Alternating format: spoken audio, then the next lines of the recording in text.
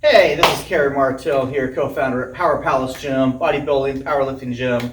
And of course, as a powerlifting gym, we have to have special equipment for powerlifters. So which gets us to the reverse hyper from Rogue. So got a really great deal on this. I bought it honestly for like 350 bucks, which is outstanding because this is an $800 piece of equipment. And it was purchased by some folks who weren't really into powerlifting. So they found that they didn't really have a need for it, and had a difficult time selling it because this is specific for powerlifting. But I think it can also be useful for bodybuilders too, especially if you do a lot of deadlifting, which you really should be doing.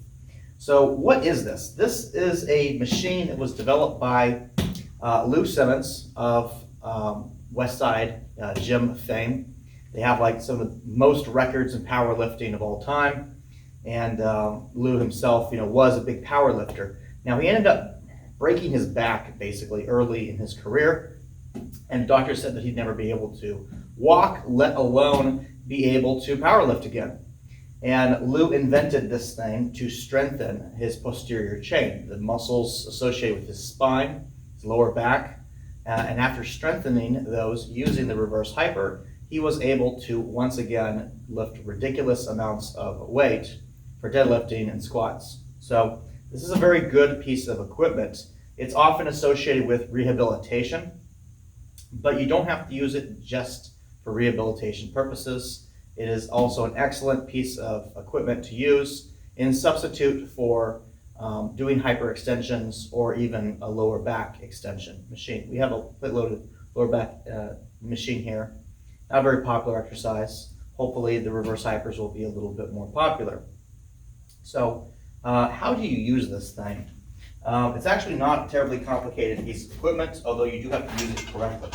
It's designed for this lever here to swing as part of a pendulum. So where a lot of exercises where you have a full range of motion, where you extend and then you come back at the end, you stop and you come. That's actually not how this works. This works as a pendulum. So I'm gonna get up on this platform here. One foot in the belt strap here, and I'm going to grab a handle. Depending on how big you are, how tall you are, you might have to grab it. The further handles away, strap on here.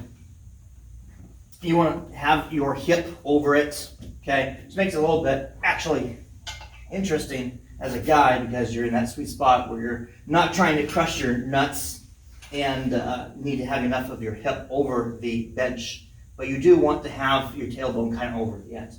So what you're going to do is start in the bottom position, and you're going to gradually build up momentum with the swinging of the chain. And you're going to pull back really with your glutes and your hamstrings, okay? You're going to feel a nice stretch in your lower back, right along that posterior chain.